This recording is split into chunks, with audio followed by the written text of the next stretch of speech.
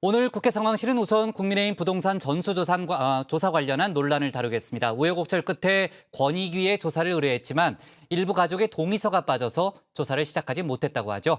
민주당은 차라리 받기 싫다고 솔직히 말하라면서 공세에 나섰습니다.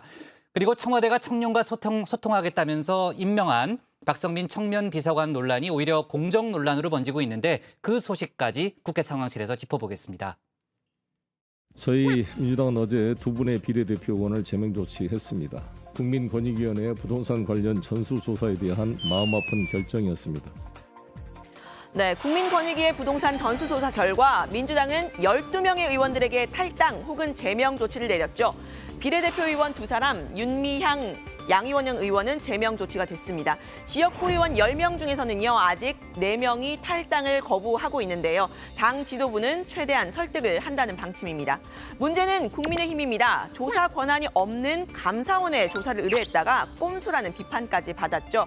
다음 날 바로 권익위에 조사를 의뢰했는데 아직 시작도 못했습니다. 직계 존비속, 즉 부모 형제의 정보 이용 동의서 일부가 누락됐다는 겁니다.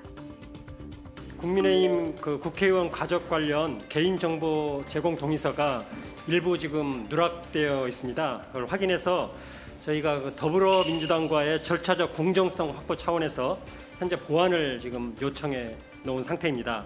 그래서 보완이 이루어지는 대로 즉시 국민권익위원회 전원위원회를 개최해서 보고 후 조사에 착수할 계획입니다. 네, 결국 권익위는 국민의힘을 제외한 비교섭단체 5당과 또 36년간 사찰을 당했지만 전혀 불편하지 않았다는 홍준표 의원만 먼저 조사를 하게 됐습니다. 홍 의원은 오늘 국민의힘에 복당을 했지만 무소속이던 당시에 직접 조사 의뢰서를 냈다고 하죠. 그다음에 이제 국힘은 감사원으로 그때 당시에 가지 않았습니까?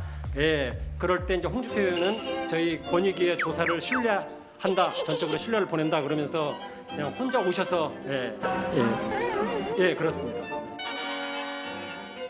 네, 민주당은 즉각 국민의힘을 비판하면서 조사에 협조하라고 했는데요. 이런 정치를 하면 안 된다는 말까지 나왔습니다. 본인들의 정보 동의 요구서도 안 냈다가 언론이 질타를 하니까 냈습니다. 그런데 이번에는 가족들, 직계 좀비속에 대한 정보 동의 요구서를 내지 않고 있습니다.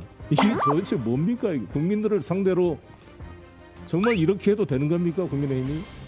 이준석 대표께서 아직 당무를 파악해서 잘 모르시고 계실 거라고도 생각합니다만 이준석 대표님은 즉시 이것을 확인해서 이런 정치를 하면 안 됩니다. 이게 뭡니까 도대체?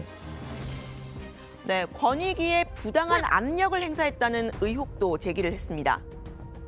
투기 검증을 받아야 할 야당 의원들이 권익위에 자료 제출 요구를 하는가 하면 조사 관계자를 의원실로 부르는 일까지 있었다고 합니다. 정말 제1야당이 해도 너무하는 거 아닌가 이렇게 생각이 됩니다.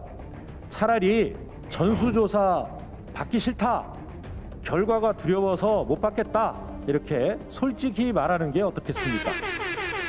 네, 국민의힘은 권익위의 공정성이 의심스럽다고 했습니다. 일부 가족들의 동의서가 누락된 건 사실이지만 일단 조사에 착수하고 또 동의서를 받는 대로 추가를 하면 되는 건데 이 동의서를 이유로 조사 시작 자체를 미루고 있다는 겁니다. 민주당도 처음에 100% 다 직계 좀비속 그리고 배우자에 대한 동의서를 냈는지 그 부분에 대해서 권익위에 대해서 묻고 있습니다. 아시겠지만 아주 불가피한 개인사나 뭐 이러한 그 가정사 때문에 본인 동의 직계 좀비속 등의 동의를 못 받는 것도 그거는 예상할 수가 있는 거 아니겠습니까?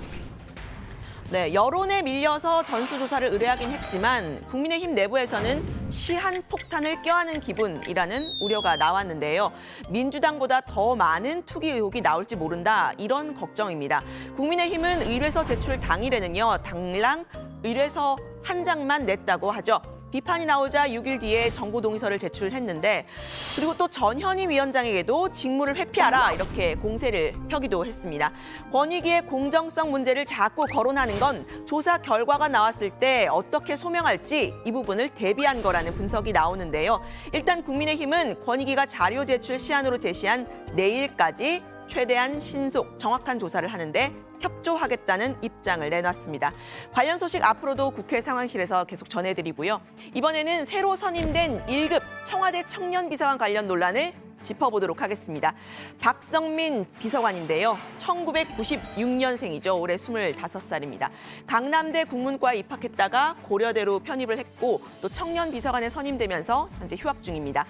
당 청년대변인 그리고 당 최연소 최고위원에 지명이 되기도 했었는데요. 특히 여성 이슈에 대해서 목소리를 높였습니다. 민주당 소속 선출직 공직자의 성비위가 발생하지 않도록 당은 할 수 있는 모든 일을 해야 합니다. 또한 2차 가해와 신상 털기로부터 피해자들을 보호하려 노력해야 합니다. 네, 박 비서관의 발탁은 이준석 돌풍의 효과라는 분석도 나왔죠. 2030 청년들의 마음을 잡기 위해서 청년의 시각에서 정책을 마련하겠다 이런 의지의 표현인 겁니다. 그런데 오히려 청년들이 민감한 이슈죠. 공정하지 못하다는 비판이 제기됐습니다. 오히려 박탈감을 느낀다는 겁니다. 행정고시 합격한 공신도 그 무시무시한 시험 합격하면 5급인 거고 그리고 25년 정도 일하고 운 좋으면 1급 되는 건데 무려 25살에 1급이 되셨어요. 이게 경기도지사나 군단장과 같은 급인데요. 와, 난 25살쯤 뭐하고 있었지? 네, 이준석 대표와는 케이스가 좀 다르다는 이야기도 나옵니다. 이 투표로 선출된 이 대표 그리고 청와대가 발탁한 박 비서관의 경우가 다르다는 건데요. 국민의힘 보좌진 협의회는 공개적으로 입장을 발표했습니다. 격을 깨트리는 것이 파격인데 이번 인사는 아예 격이 없는 경우라면서 파격이 아니라 코미디라고 했습니다. 여권에서는요, 박 비서관을 옹호하고 나섰는데요. 청와대 이철희 정무수석은 어느 날 갑자기 누구 찬스 써서 데려온 사람이 아니고 당에서 활동하면서 평가받고 검증받은 사람이라고 했습니다. 1급 비서관이 20, 30년 공무원 생활에서 가는 자리는 맞지만 이 자리는 정무직이기 때문에 대통령의 임기를 고려하면 길어야 1년이 안 된다고도 했는데요. 임용의 나이가 논란이 되는 것 자체가 한국 사회의 특수성이라는 주장도 나왔습니다. 더미래연구소 김기식 소장은 나이가 깡패가 되는 대한민국 문화는 좀 바뀌어야 한다고 했습니다.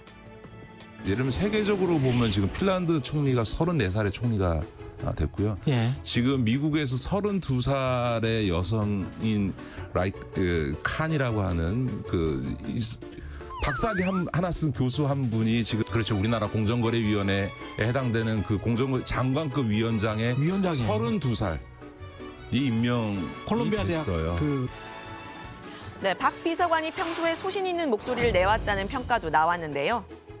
그 청년 비서관이라고 하는 역할에 청년 당사자가 가는 건 뭐 적절한 것 아니냐 싶고요. 네. 그런데 왜 박성민이냐라고 하는 측면에서 잘 생각해 보시면 네. 당내 쓴소리를 되게 눈치 보지 않고 했고 또 소신 있게 발언을 하면서 간단치 않은 젊은이다라고.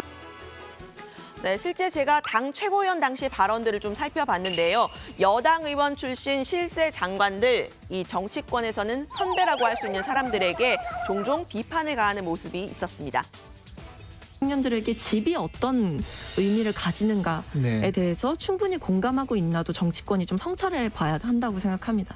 소속성의 가치라든지 이런 부분은 또 넘어선 안 된 금도가 있는 거라고 생각을 하거든요. 그래서 그런 부분에서 봤을 때 현재로서는 이제 이 사안 자체가 좀 과하게 논의되는 측면이 있다라고 봅니다.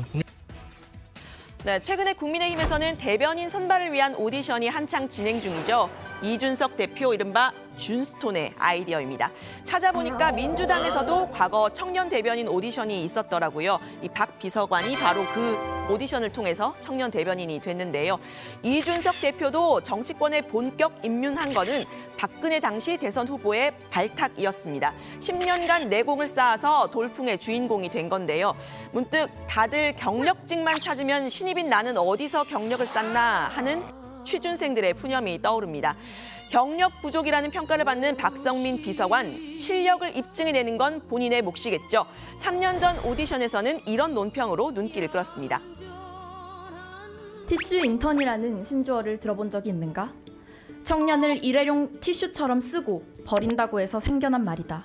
청년을 선거, 행사 때만 찾으며 쓰고 버리는 정치권의 청년 소비 행태에 문제를 제기한다.